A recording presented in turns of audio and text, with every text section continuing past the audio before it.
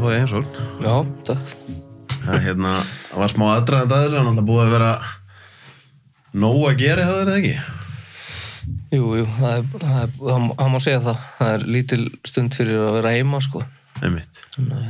Færa mikrofónuna. Já. Sko, fólk hefur tekið eftir þér gegnum tíðina fyrir fyrst og fremst fyrir málefni fanga. Bara þetta að enda í fangelsi. Er þetta ekki veruleiki sem að fæstir skilja? Að enda einhvern veginn í fangelsi og hvernig að vera, við erum öll með hugmynd, við höfum séð bíómyndir og eitthvað svona, en bara veruleikin við að vera allt í einu komin á bakvið lás og slá. Það hlýtur að vera eitthvað sem að á einhverjum punkti gerði engin ráð fyrir því að enda þar. Nei, ég held að ég gerði engin ráð fyrir því og ég gerði það vissulega ekki. Og ég man alltaf eftir því að þegar svona mánuð áður en ég fór sjálfur í fangelsi, þá keyrði ég mitt fram hjá Litla-Hrauni. Okay. Og var ég að horfa á þessa byggingu og hugsa, hvernig ætli sé að vera þarna, sko. En þetta er auðvitað bara svona svolítið, hefur verið svolítið falið batteri. Fólk veit í raun og veru ekkert hvað gengur á þarna eða fangelsi yfirvöld hafa kannski ekkert verið duglega að fjalla málefni fanga eða fangelsa. Og ég hef alveg sagt að þau hafa brugðist kannski sinni skyldu við að upplýsa stjórnvöld og almenning hvað er að gerast í þessum málum almennt í heiminum og hér.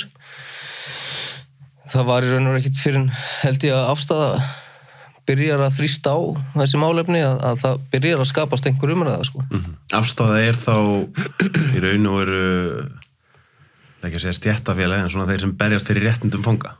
Já, algjörlega, við erum hagsmunafélag fanga og félag fanga og annara áhugamanna bætt fangelsmál og betrun. Það snýst félagið. Við erum með við erum hagsmunafélag sem vinnum fyrir alla í raun og veru. Það er ekki bara okkar félagsmenn, heldur okkar skjólstæðingar eru margfalt fleiri en við erum. Akkurat. Þannig að það geta verið fangarnir sjálfur, það eru tilvonandi fangar og fyrirvonandi fangar og aðstandendur. En hvernig er þetta að vera að berjast fyrir réttindum einmitt fanga og við búum í samfélagi sem er á köflum mjög dómhart og þá hugsa maður að það er örugglega stutt í að fólk getur betur hvað geta þeir verið að fangar verið að heimta hitt og þetta.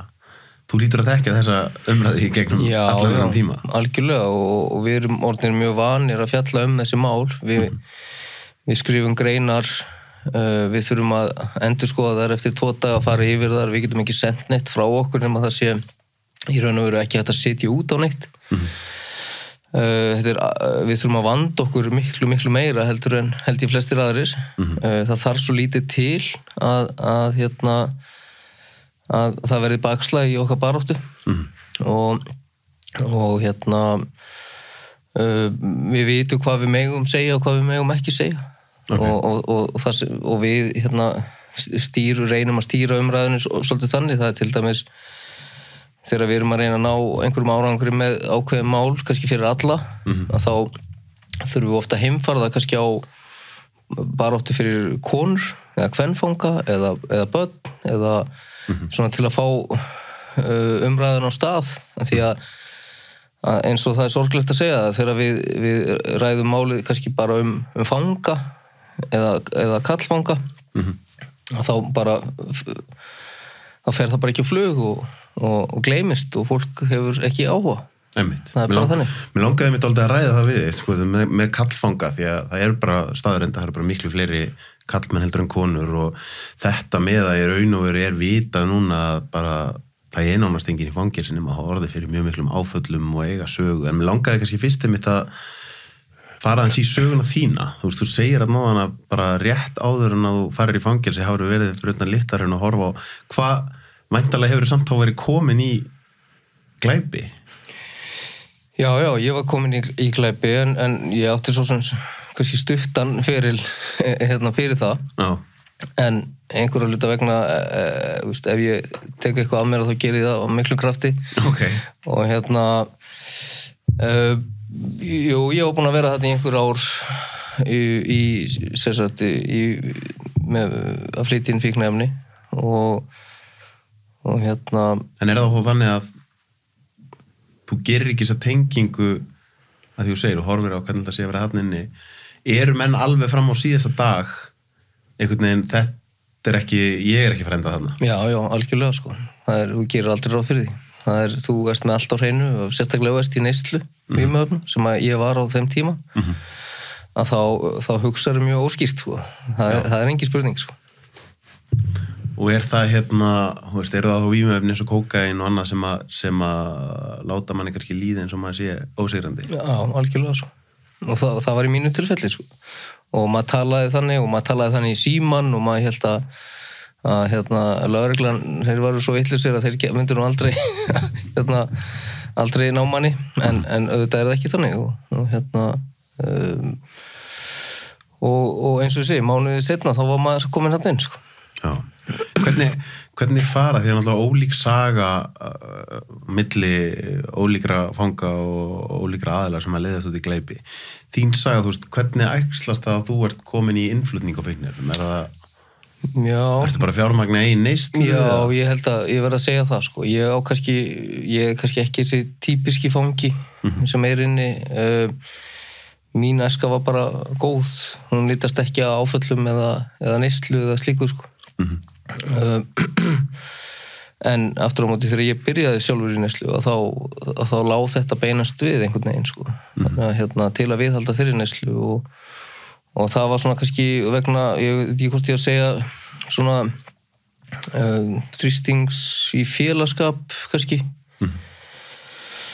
ástæðan fyrir að maður byrjar í þessu og já, ég svona eiginlega kann ekki aðra sögu af því sko hvers vegna ég byrjaði nákvæmlega en ég man þegar ég byrjaði þessu og þetta var daglegt brauð frá því sko í ákveðin tíma og ég man að þegar ég fór til dæmis í fangelsi að þá var ég óbáslega veikur náttúrulega bara manni kippt út úr samfélaginu og settur í einangrun í það sem að ekkert var að vera að fylgjast með og það var engin niðurtröppun þannig að ég varð mjög veikur í svolítið tíma.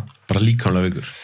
Já, bara með mikil frákvörf og já, þannig að En hvað einmitt bara fyrir venjulega, að því nú finnst mér svo við sem samfélag séum að komast lengur og lengur einmitt í að þú veist að vera að ræða núna að afglæpavæða fíkniefni og það alltaf þetta svo stór siðferðileg umræða fyrir samfélag að í aðra rönduna ertu með fórnarlömb og í hina rönduna ertu með einhvern sem gerði eitthvað en við held ég okkur langar náttúrulega öll að komast á þann stað að það tapa allir á því að einhver komi verri út úr fangelsi.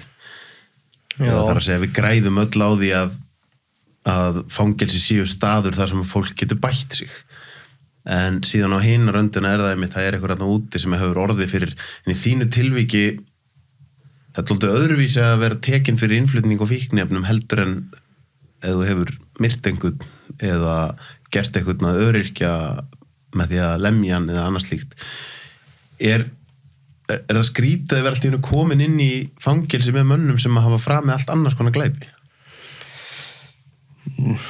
Nei, mér fannst það ekki á þeim tíma, sko. Maður þekkti auðvitað marga sem voru þarna.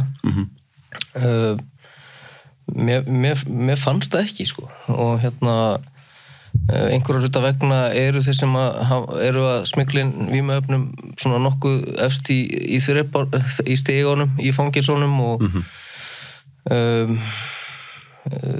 þannig að þetta var ekki erfitt í raun og veru að koma að inn eins og þetta er fyrir mjög marga ég bjóst nú svo sem alveg við þetta er erfitt sérstaklega það sem ég er nú samkynhneigður líka og maður var ekki alveg viss í hvað maður var að fara en það var ekki og var ekki allan tíman sko. Þannig að já. Þetta með þrepaskiptinguna, því að eins og segi, við höfum alltaf séð einhverja bíómyndur og eitthvað. Hvernig hvernig raunveruleikinn inn í fangelsum með það og hvernig bara hierarkían og einmitt bara allt þetta. Já, sko ég veit ekki okkur ég myndist á hans að þrepaskiptingu en við höfum verið að berjast fyrir því í mörg ára að reyna svona að losa íslensku fangilsi við þessa ímynd, þessa bandarísku ímynd þrepaskiptingu og það við höfum verið að birta við hjá Afstöðu, við höfum verið að birta myndir af kannski venjulegu fólki að fá heimsóknir frá börnum og fjölskyldu og svona losa þessa ímynd að þarna séu bara tattúveraðir steraboltar í afplánun sem það ekki en vissulega þrepaskipting og hún kannski helst þarna þar sem að sko kynferðisafbrotamenn eru kannski svona eiga kannski versta tíma held ég og þeir eru vistaðir á sér gangi og hafa það svona kannski verst, myndi ég segja margir vilja segja að það sem mest gert fyrir þá ég ekki alveg sammála því sko en það náttúrulega ástæði fyrir því að þeir eru sér á gangi hvort að það hafi verið rétt ákvörðun ég ekki alveg þar sko mér finnst þeir hafa það verra eftir að þeir voru settir sér þeir blönduðust meira kannski inn í hópinn samt sem áður þó þegar maður ekki alltaf verið tekið vel en á endanum þetta lítið samfélag og á endanum voru þeir teknir inn einn eða annan hátt en í dag það ekki þannig sko. En þetta ekki samt óhjákvæmilega með þannig að jafnvel þó eins og segir með þessa ímyndum þrepaskiptinga þá óhjákvæmilega það þannig að það eru einhverjir aðilar hvort sem það eru 1 eða 2 eða 3 eða 4 sem ómeðvitað aðrir fangar kannski óttast eða ómeðvitað aðrir eru þess að þessi það gott fyrir mig að vera innundir hjá þessum. Jú, algjörlega og það eru alltaf einhverjir svona mjög öflugir og sterkir fangar sem að stjórna svolítið staðnum sko, og þetta svona spila svolítið andrúmsloftið eftir þeim sko. Það auðvitað og hefur alla tíð verið þannig og þannig í dag og var þannig áður fyrir líka sko. Þannig að jú, vissulega það þannig og það eru alltaf einhverjir menn sem að aðrir óttast og en svona í grunninn og svona almennt að þá þetta allt indælis fólk sem þarna inni og yfirleitt gengur lífið þarna bara sinn vanagang og mjög vel án árekstra maður svona þarna kynnist maður fólki kannski öðruvísi, jafnvel ekki í neyslu auðvitað fólk öðruvísi meðan það í mikilli neyslu og þegar það ekki sko þannig að ég sjálfur hef alveg sittið inni með mönnum sem að fjölskylda mín var kannski mjög hrifið að ég var með á gangi og á sínum tíma sko, en það var náttúrulega bara út af fjölmiðla umræðu mennina, en svo kynnist maður þeim á annan hátt og ég hef sagt það í viðtölum að ég hef aldrei kynnst neinum í fangelsi sem að vond manneskja, aldrei nokkuð tíman og sérstaklega þegar maður fer að ræða við þetta fólk og svona átta sig aðeins á þeirra lífi og drömmum. Þetta er útrúlega áhugavert þegar þú segir sko að þú var aldrei hittnið inn í fangelsi sem vond manneskja að ég vona og mér finnst við kannski vera að komast svona allavega hægt og rólega sem samfélag á þann stað að í staðin fyrir að við horfum á skiptum þessu bara í slæmt og gott fólk að þá getum við séð slæma hegðun og tala nú ekki eins og þú segir undir áhrifum efna en það þýðir ekki að undir slæmu hegðuninni sé slæm manneskja en það þýðir ekki á sama tíma að þú sért að segja að þú sérst að leggja blessun þína yfir hegðun þessara mannesku á tilteknu tímabili og þá þessi þunna lína mitt við sem samfélag höfum komist að því að í ákveðnum tilvikum sé rétt að taka eitthvað út úr samfélaginu setja hann inn í fangelsi og maður hugsa sko við erum ekkert mikið að ræði þetta einhvern veginn svona, þú veist, það er bara eitthvað löggjöf og svo bara eitthvað fangelsi, en þetta svolítið, ég held að þetta sé svolítið erfið umræða fyrir samfélag sem á köflum verður mjög dómhart, sko. Já, sko, ég var nú í viðtali á Rás 1 daginn og þá var ég mynd að segja frá því að hringdi mig maður og sem vildi veita með viðurkenningu bara í gegnum síman á þeim verku sem Afstæða hefur verið að vinna. Og hann var einmitt að segja mér frá bókinni sem hann var að lesa Tukthúsið og þar einmitt verið að fjalla sko hvernig þetta var á árum áður. Og við erum náttúrulega frá Íslandi, eyju þar sem var mjög erfitt að búa á og og lífið var bara allt öðruvísi en í dag og mjög erfitt en fólk virkilega þurfti að hafa fyrir hlutunum og þetta var lítið samfélag og sem það er ennþá vissulega. En þarna urðu við einhvern veginn svona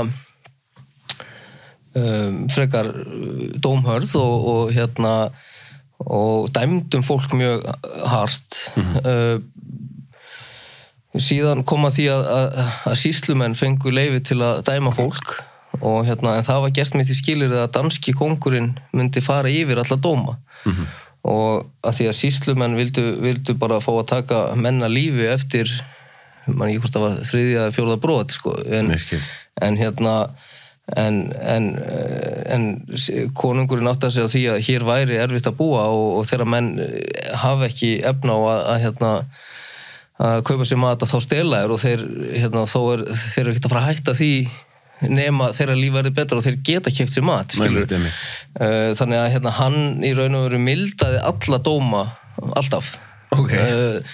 En við erum svona svolítið ennþá kannski þarna og upp frá þessu erum við náttúrulega ennþá svona samfélag. Það er vegna þess og þarna kem ég aftur inn á það sem ég sagði áðan að Fangelsismálastofnun hefur kannski brugðið sínu hlutverki að fræða fólk og fordómar eru þetta út af því að fólk veit ekki nógu mikið hlutina eða þekkir þá ekki og er hrætt við þá.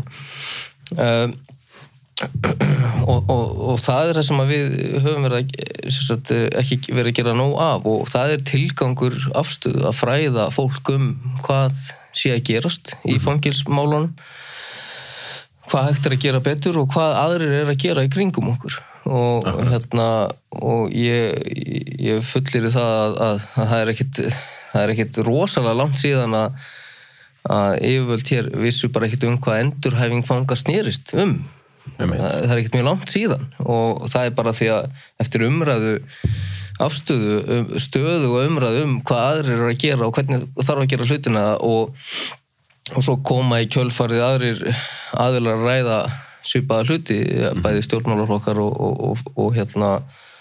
og fleiri að hlutirnir svona fara aðeins að breytast en við erum aftur á móti ennþá 20 ára á eftir öðrum löndum og við erum ekkert bara á eftir í fangelsismálum við erum á eftir bara á flestum sviðum þegar kemur að velferð fólks og löggæslumálum og dómsmálum og fangelsiskerfinu þannig að Hvernig er það einmitt af því að sko sama tíma og maður heyrir þetta og hefur á tilfinninguna að þetta sé hárrétt sem úr að segja að þá á sama tíma sem maður eins og bara og þá langaði mig að spyrja því þú hefur setið í fangelsi eða ekki rétt í fleiri en einu landi og setið líka erlendis að þá hefur maður samt líka á tilfinninguna að það séu fangelsi bara ekkert langt frá okkur bara í Evrópu sem séu bara hrottaleg sko. Já. Og nú til dæmis tók ég viðtal við hann Kleina sem endaði í fangelsi og án þess að ég viti þú veist, hafi neitt annað en hans frásögn frá nákvæmlega því sem gerist að þá fletti ég upp þessu fangelsi og það hefði bara 7 morð inn í fangelsinu á 10 mánuðum sko. og þetta er bara Spáni sko. Þannig að maður hugsar að þó að heildarmyndin sé kannski betri í einhverjum löndum að þá getur ekki líka verið að það séu fangelsi bara í Evrópu sem séu miklu verri en á Íslandi? Jú, algjörlega. Fangelsin sem slík er ekkert slæm hér á Íslandi. Það er eðlilegt að það gerist slæmur hlutir í fangelsi.